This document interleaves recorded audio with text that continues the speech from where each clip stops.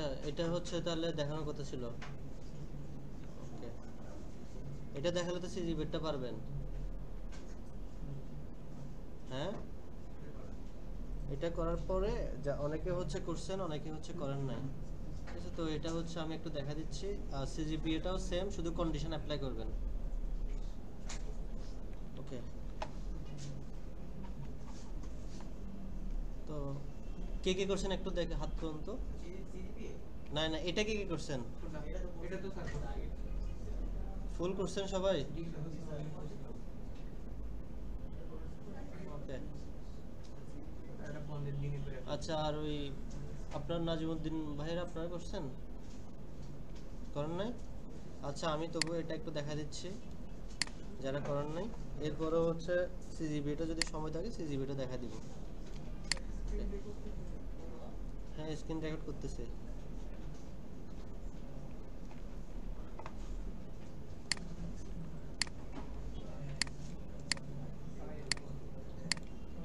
আচ্ছা, sales management.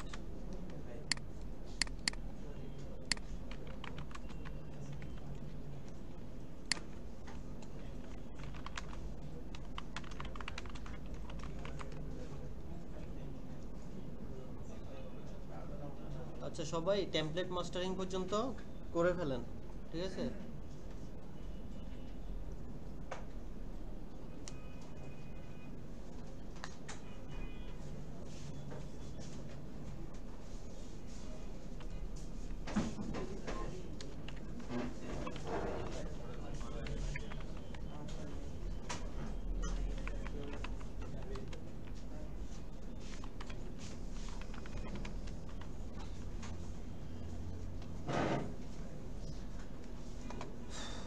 আচ্ছা, আপনাদেরকে আরেকটা জিনিস দেখাই। ধরেন আপনারা হচ্ছে এখানে আগে থেকে হচ্ছে একটা টেক্সট ফাইল বানিয়ে নেবেন, ঠিক আছে? টেক্সট ফাইলের নাম দিবেন হচ্ছে requirements.text।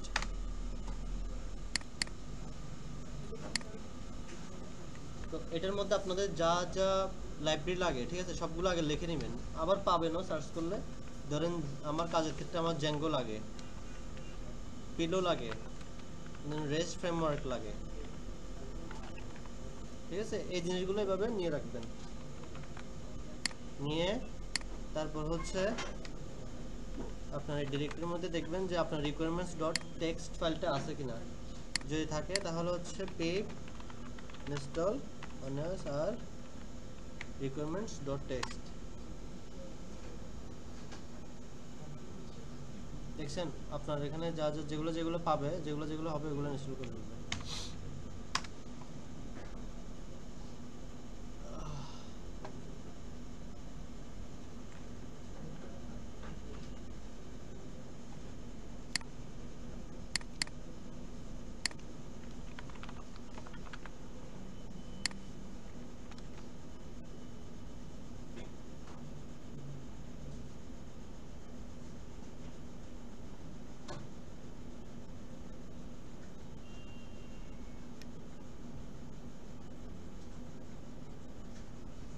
রাইটটা লিখতে হবে, ঠিক আছে? যেভাবে থাকে ঠিক ওইভাবে লিখতে হবে। পারলে ভার্সনও দিয়ে দিতে পারেন। তো এগুলা আরো একটু একটু পর আপনারা আরো পরে বুঝতে পারবেন এগুলা।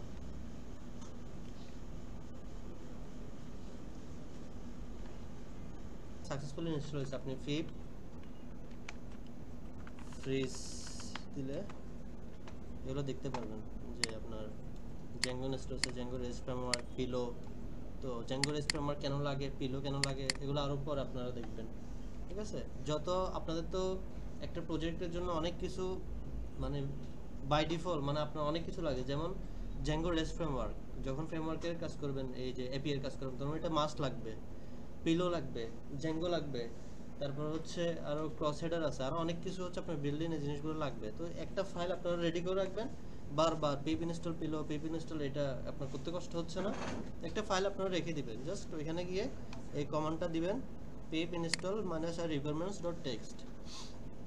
এটাও করতে পারেন যদি এক্সিস্টিং যদি কোনো প্রজেক্ট থাকে, ধরেন আলাদা একটা আপনাকে প্রজেক্ট দিয়ে দিছে, তখন আপনি কি করবেন, যদি আপনার নিতে চান সেক্ষেত্রে পিপ phrase dot text আগের ফোল্ডারটা ডিলিট করে দিই আমি দেখছেন এবার ক্রিয়েট হয়ে গেছে এবার ভার্সন অংশ দেখাচ্ছে দেখছেন এটা কি দেখতেছেন না কথা বলতেছেন এখানে একই জিনিস কি বারবার বলতাম আপনি বসতেছেন না কেন চেয়ার নাই তো একটা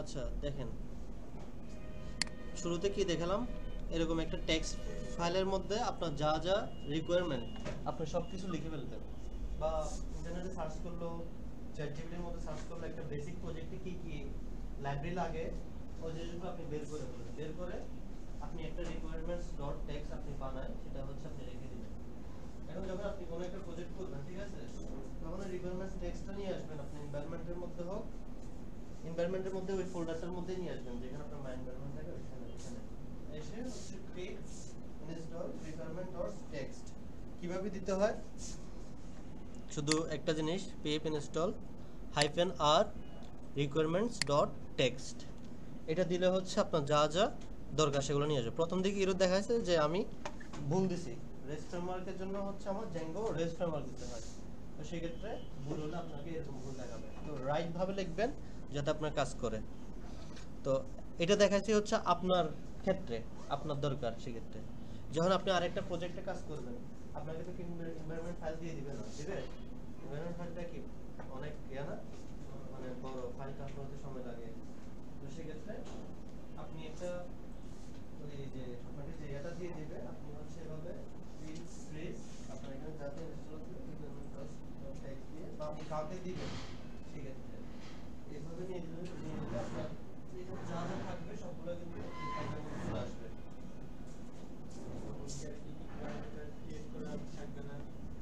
এনভায়রনমেন্ট ক্রিয়েট করার পরে ঠিক আছে এনভায়রনমেন্ট ক্রিয়েট করার পরে ধরেন আপনি এখন আপনার এই জিনিসগুলো আপনার পরবর্তীতে কাজে লাগবে যা যা ইনস্টল করছেন এখন আপনি আরেকজনকে এটা পাঠাবেন না আরেকজনকে কাজ করার জন্য তারপর আপনি যেগুলো এনভায়রনমেন্টে কাজ করবেন সেও তো সেগুলোতে কাজ করতে হবে তাহলে তাকে রিকোয়ারমেন্টস ডট টেক্সটটা পাঠিয়ে দিবেন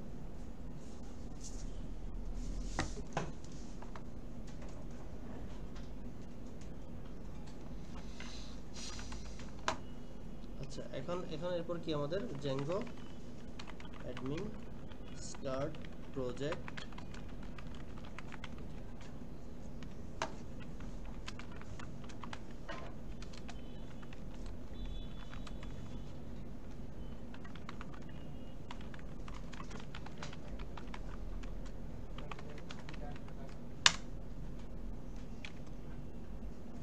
এরপর কি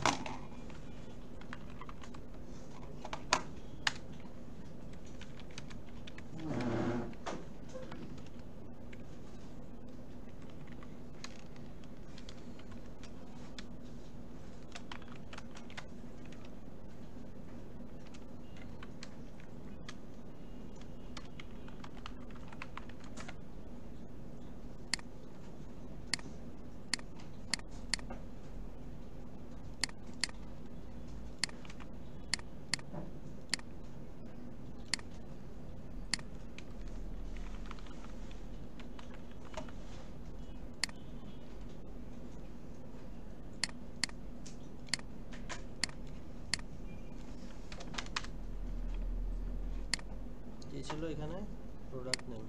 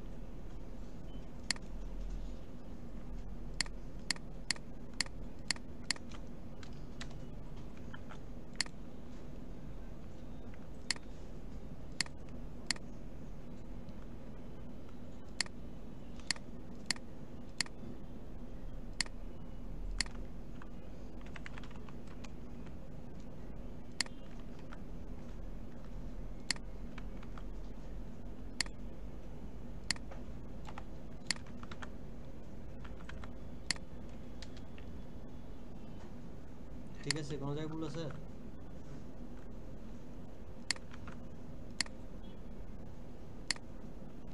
আরেকটা নিতে হবে টোটাল প্রাইস, সব কিছুতে নেওয়া হয়ে গেছে তাই না?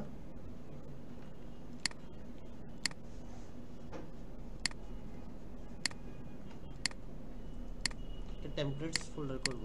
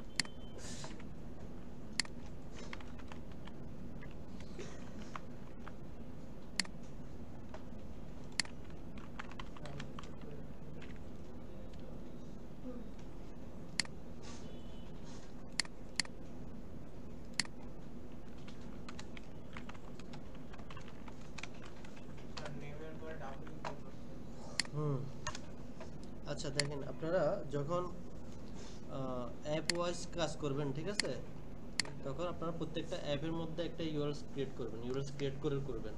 আর এখানে হচ্ছে ওই অ্যাপের ইউআরএলস ধরে দিবেন। আমি দেখাচ্ছি, ধরুন এটা তো আমি মাই প্রজেক্ট ইউআরএলস এর মধ্যে করছি না, আগে থেকে ক্রিয়েট ছিল।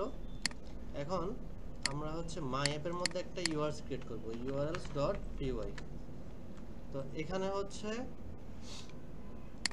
এই ইউআরএলস যা যা ছিল এই ইউআরএলস তা নিয়ে আসবো, ঠিক আছে। আর কিন্তু এই ইউআরএলস এ যে প্রজেক্টের ইউআরএলস যা লিখছি এখানে কিন্তু লিখবো না তা।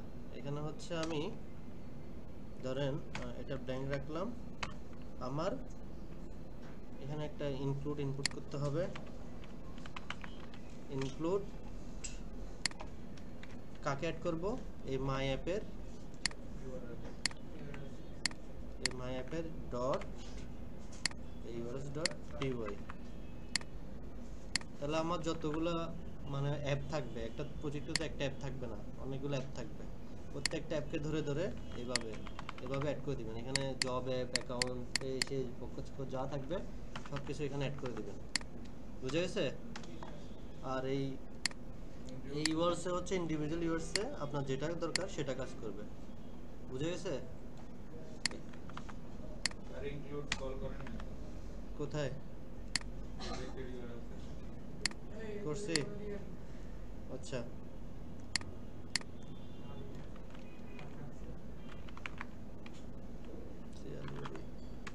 ইনক্লুড কিভাবে জানো?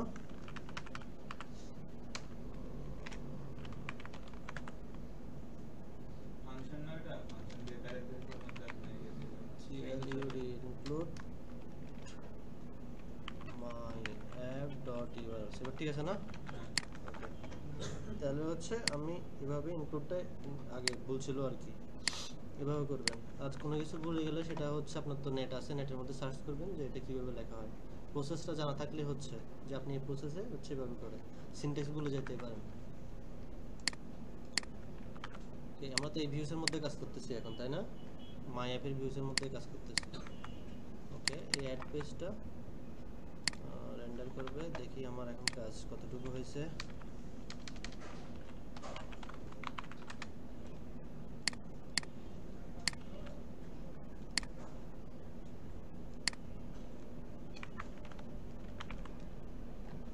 Page not found. তাহলে হচ্ছে কোনটা কোনটা পেজ HTML। আচ্ছা, কপি তো করছিলাম। ওকে, এখন আমার এখানে দেখেন এই ইউআরএলসে একটা অ্যাডমিন চলে আসছে, আবার এই ইউআরএলসেও একটা অ্যাডমিন, দুইটা অ্যাডমিন দরকার। তাহলে যে কোনো একটা হচ্ছে কেটে দিবেন। কোনটা কেটে দিবেন? যেটা এখানে আছে এটা একটা কেটে দিবেন। এখানে এটা হচ্ছে যেহেতু প্রথম পেজ, এটা একটু ব্ল্যাঙ্ক রাখি, দেখছেন? তাহলে হচ্ছে আমি এখন অ্যাড করি একবারে হচ্ছে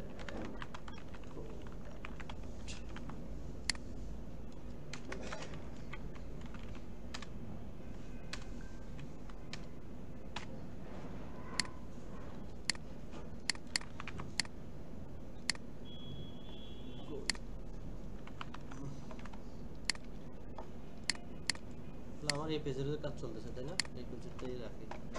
আচ্ছা, এরপর ভিউসে এসে আরেকটা বানাবো হচ্ছে প্রোডাক্ট লিস্ট নামে। ওইটার মধ্যে শুধু হচ্ছে প্রোডাক্ট লিস্ট থাকবে। Product list page.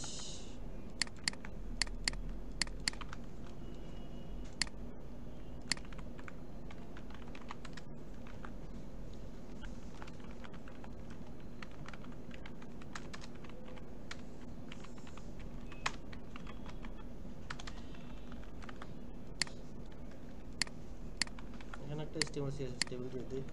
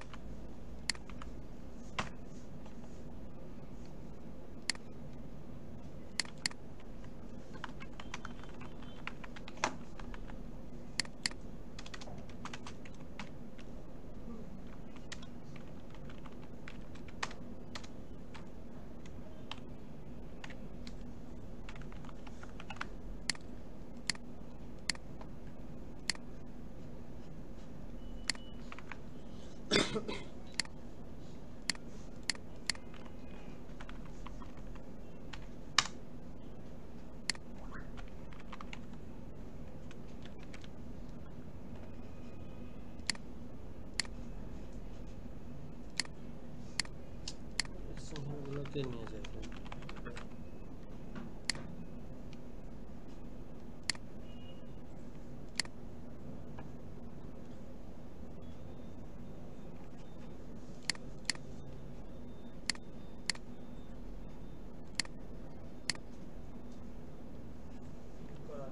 হ্যাঁ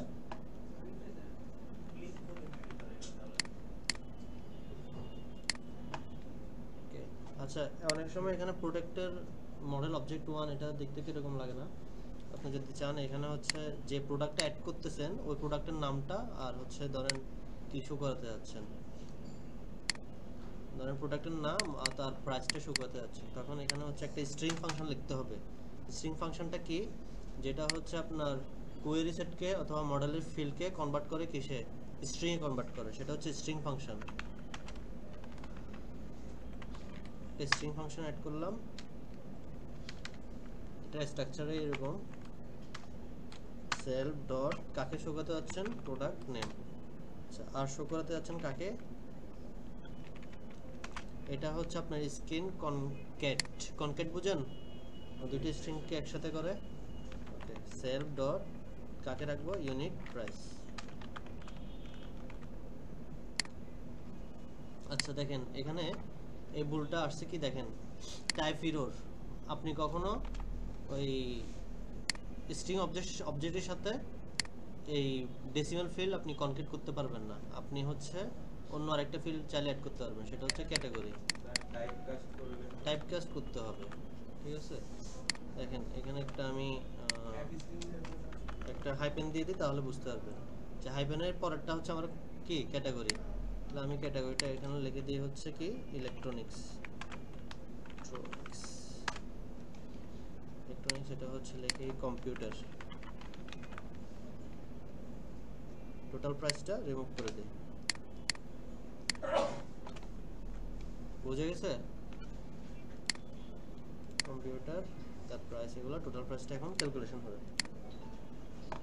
ওকে তো এখন আমি হচ্ছে কাজ একটু দ্রুত করে যেহেতু এটা করছেন আপনারা সেজন্য আমি আর তেমন কিছু বলতেছি না মডেলে যাই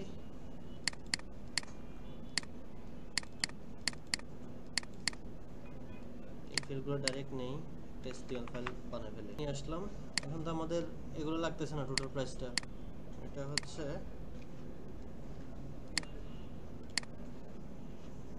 অ্যাড প্রোডাক্ট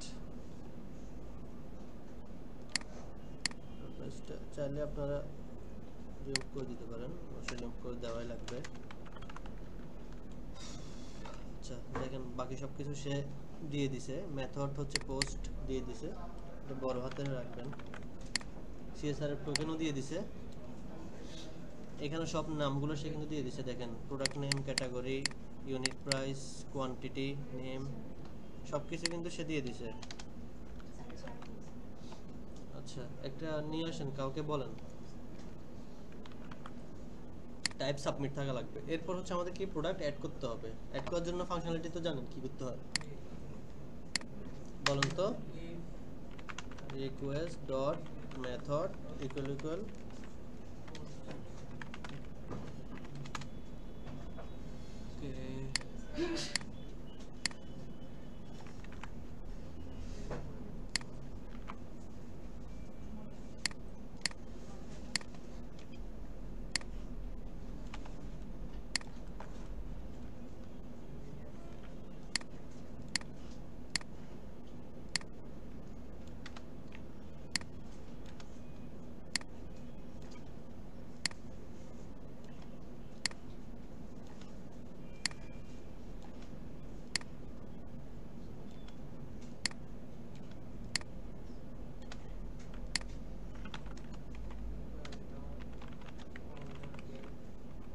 কাকে গেট করব এখানে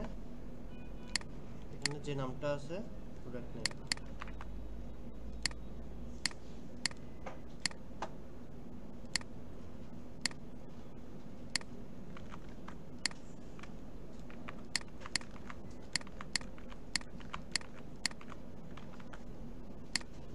তারপর নিতে হবে কাকে category unit price quantity discount percent text percent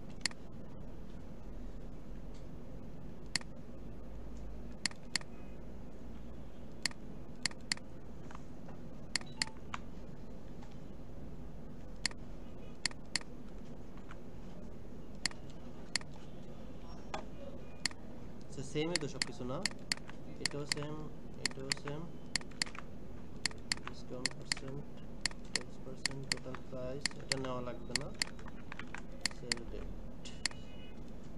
কয়টা ফিল আছে? 1টা 2টা 3টা 4টা 5টা 6টা 7টা, 1 2 3 4 5 6, 7টা কেন হয়েছে? সেল ডেট স্যার, হ্যাঁ সেলেক্ট মিসিং আছে।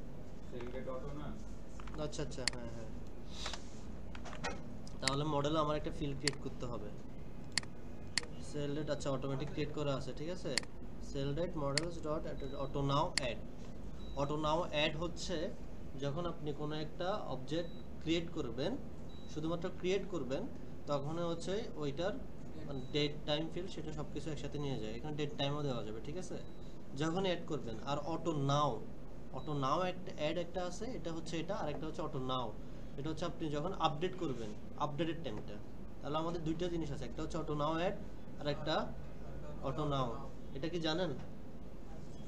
তাহলে কে চাই আছেন একটু লেখেন, এগুলো কিন্তু আসবে।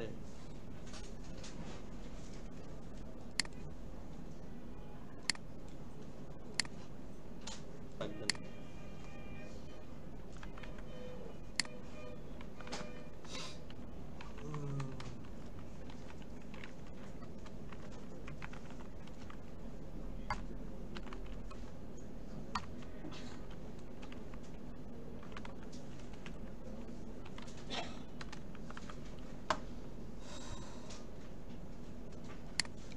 আচ্ছা দেখেন, এখন এটা আমি এমনিতে লিখলাম, যদি আমি পরবর্তীতে মানে হচ্ছে চেক করা লাগে, তখন হচ্ছে আমার এই জিনিসটা লাগবে যে আমার ফ্রন্ট এন্ড থেকে ডাটা আসতেছে কিনা। এখন হচ্ছে আমি মডেল কল করব। মডেল কল করতে হলে আমাকে আগে মডেলটা ইম্পোর্ট করে নিতে হবে। From my app models import all.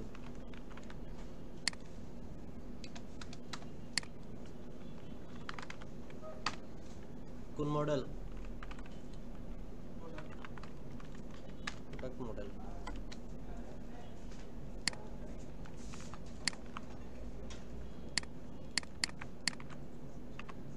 মডেলও কিন্তু আমার সেম নাম, ঠিক আছে,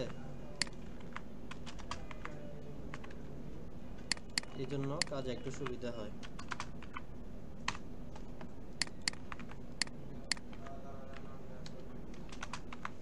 সেম নাম দিচ্ছি, শুধুমাত্র সুন্দর করে কাজ করতে পারলে হয়েছে, বুঝে বুঝে।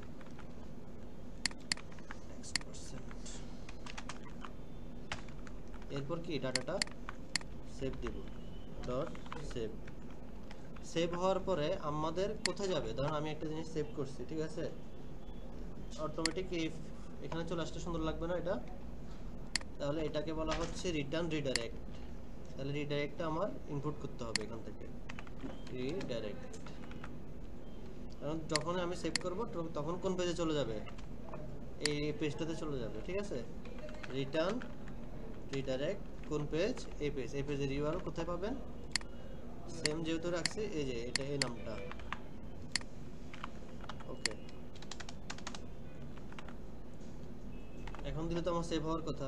দেখি, প্রোডাক্ট নেম হচ্ছে মাউস, দিলাম হচ্ছে কি ইলেকট্রনিক্স, ইউনিট প্রাইস 250 টাকা, কোয়ান্টিটি 2টা, ডিসকাউন্ট প্রাইস হচ্ছে ধরেন 10%, ট্যাক্স হচ্ছে 2%। তাহলে আমার ডাটা সেভ হয়েছে, এখানেও চলে আসছে। সেভ যদি না হতো তাহলে আমার রিডাইরেক্ট করতো না, করতো? সব কিছু কম্পাইল হয়ে কিন্তু সে এখানে আসছে। এখন দেখি আসছে কিনা, চলে আসছে না, শুধুমাত্র টোটাল প্রাইসটা নাই। এখন এখানে টেবিলটা সুন্দর করে সাজাতে হবে।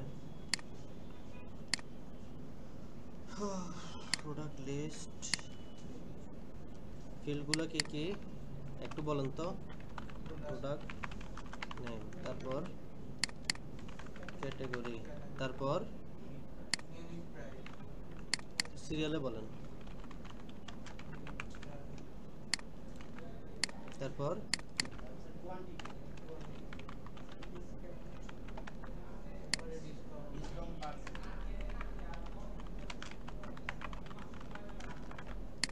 তারপর তারপর টোটাল প্রাইস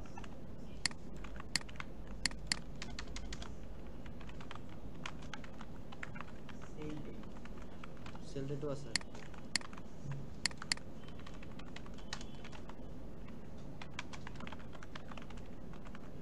কোনটা দিচ্ছি, product name, category, unit price, quantity. Okay, এখন আমাকে ডাটাগুলো নিয়ে আসতে হবে। কয়টা লাগবে টেবিল ডাটা? 1টা 2টা 3টা 4টা 5টা 6টা 7টা 8টা।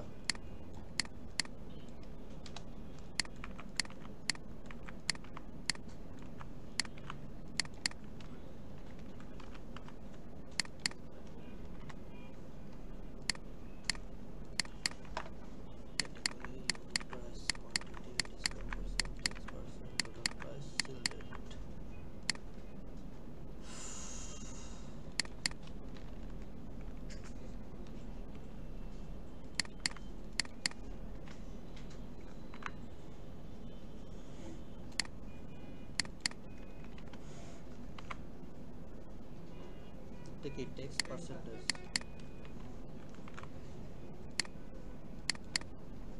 ও আরেকটা জিনিস দিনি। তারপরে হচ্ছে কোয়ান্টিটি,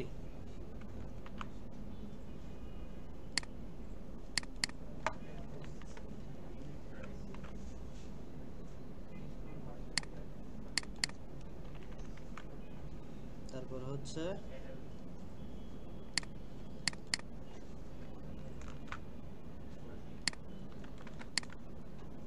এরপর একটা লুপ চালাতে হবে। ফর ইন কিসের উপর চলবে? প্রোডাক্ট নেম আমি এখনো পাঠাইনি, এখানে চাইলেও পাঠাতে পারেন। কি বলেন তো, তাহলে কিসের উপর চালাবো? প্রোডাক্টস। ডাটাটা নিচ্ছি কিসে? আচ্ছা এখানে দিচ্ছি কেন? যাবে হচ্ছে আমার এখানে।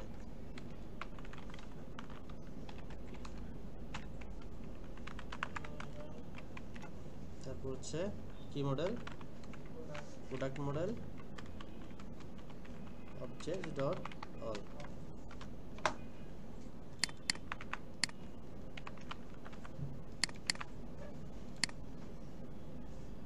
That discount percent that here and curly brace. তাহলে ব্রেকডাউন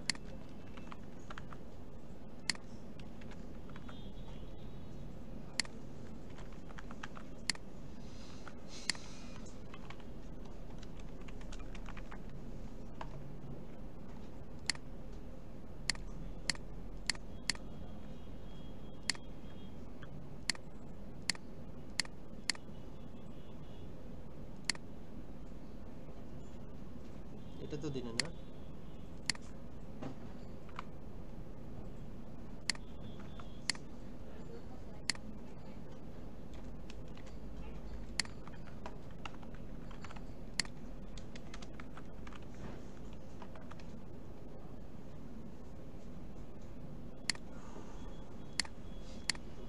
এবারটা ক্যালকুলেশনের পালা। তাহলে ক্যালকুলেশন কোথায় করব? এখানে না?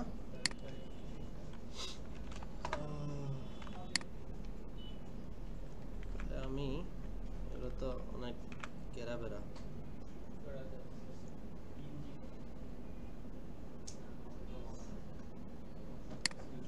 হুম হুম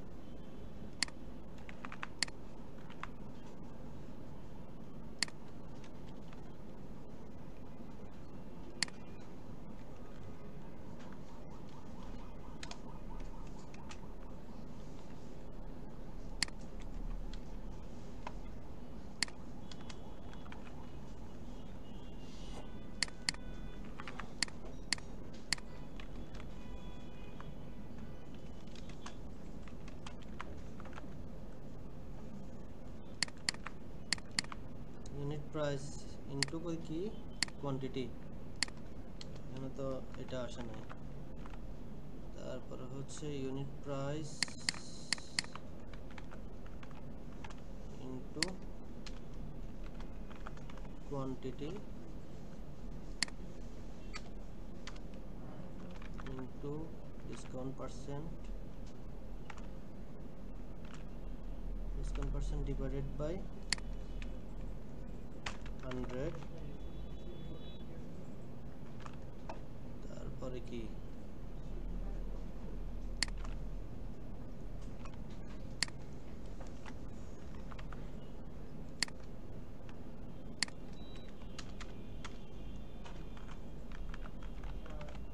tax percent, unit price minus unit price into quantity into discount percent by 100 plus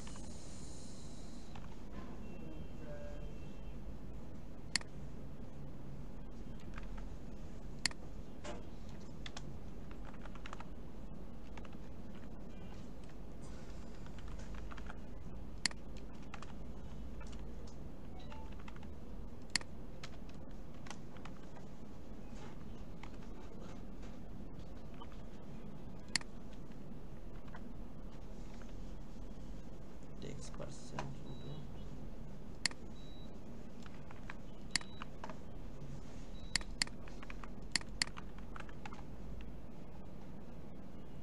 এটা ব্র্যাকেট আরেকটা শেষ হয়েছে কই?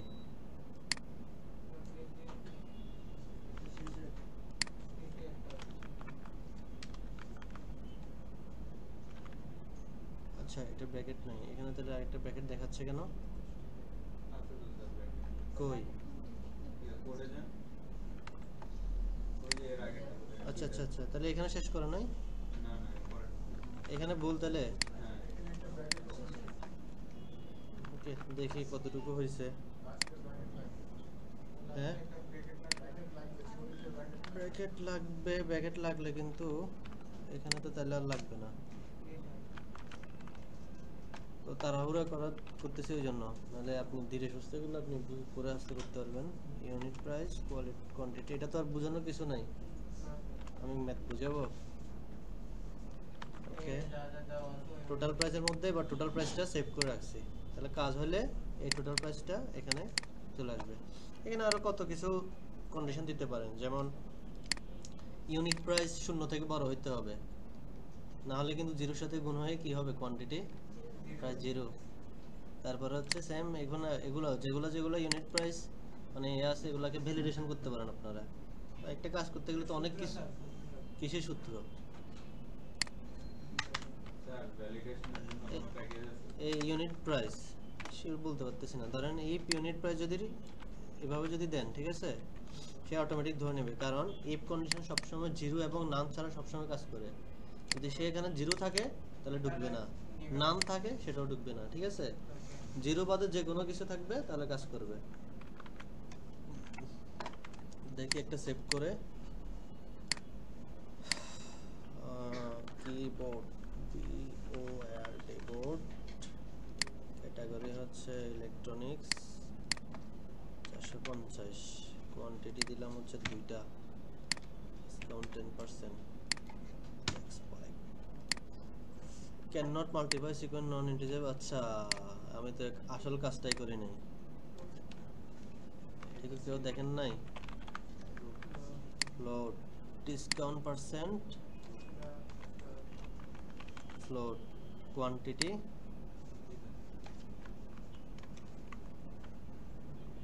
কি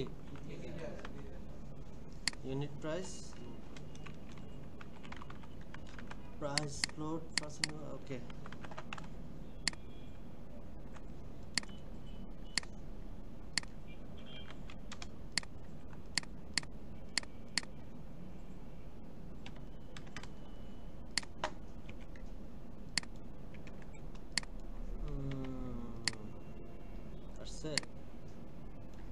ইলেকট্রনিক্স এত, তাহলে আমি মেন যেটা দিছি ওইটা দেখাই।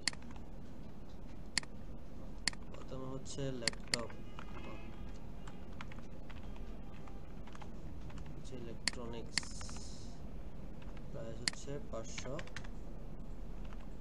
কোয়ান্টিটি হচ্ছে 3, ডিসকাউন্ট হচ্ছে 5, ট্যাক্স 10।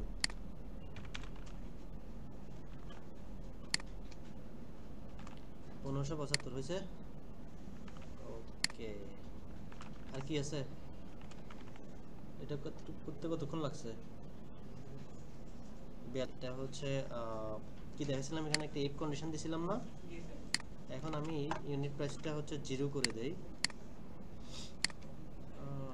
টেবিল এখানে একটা র্যান্ডম অ্যাড করলাম, ইউনিট প্রাইসটা শুধু হচ্ছে 0 করে দেই।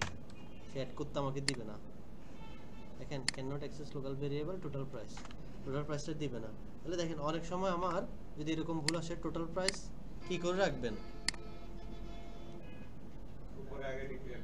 আগে উপরে ডিক্লেয়ার করে রাখবেন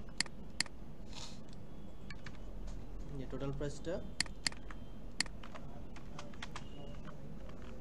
0। আরেকটা দেখি র্যান্ডম অ্যাড করি।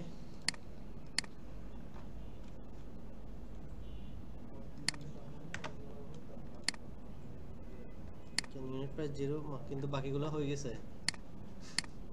এটা হওয়া যাবে না, ঠিক আছে? কোনো মতে হওয়া যাবে না। বলবেন হচ্ছে যদি না থাকে এটা এখানে ভিতরে কি করে দিবেন, লাভ কি হলো, আমি এখানে করে এই এর ভিতরে ঢুকে দিতে হবে, ঠিক আছে? 0 হয়েছে। এখানে হচ্ছে ইমিতা অ্যাড হয়েছে। অ্যাড হলো কেন?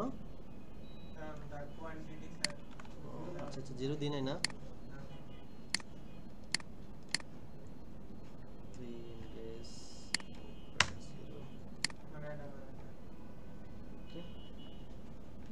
এরকম হচ্ছে আপনি আরগুলোতেও কি করতে পারবেন, এভাবে ফর্মুলা দিতে পারবেন, ফর্মুলা দিয়ে কাজ করতে পারবেন। কোনো ডিফারেন্স না। কাজের ক্ষেত্রে হচ্ছে আপনি যখন কাজ করবেন তখন হচ্ছে আপনি জিনিসগুলো ভেঙে ভেঙে করবেন। আপনি যখন ধরেন আপনার একটা প্রজেক্ট করতেছেন, ধরেন আপনি এখানে সাপ্লায়ার নিয়ে কাজ করতেছেন, ঠিক আছে? এখন সাপ্লায়ারের যত ইনফরমেশন আছে তার নামে একটা অ্যাপ খুললেন, তাহলে তার ওই রিলেটেড যতগুলো ইউআরএলস থাকবে ওইগুলো আপনার ওই সাপ্লায়ারের অ্যাপের মধ্যে ইউআরএলস এর মধ্যে রেখে দিবেন, তাহলে অর্গানাইজ করতে আপনার জন্য সুবিধা। তো একটা প্রজেক্ট করতে গেলে ইউআরএলস এর মধ্যে যদি আপনি দেন এতগুলো ইউআরএলস, কতগুলো ইউআরএলস হবে চিন্তা করে দেখেন একটা প্রজেক্টে। এত ইউআরএলস নিয়ে তো আপনার কাজ করতে অসুবিধা হবে, তো আপনি যদি ভাগ ভাগ করে রাখেন তাহলে আপনার জন্য সুবিধা।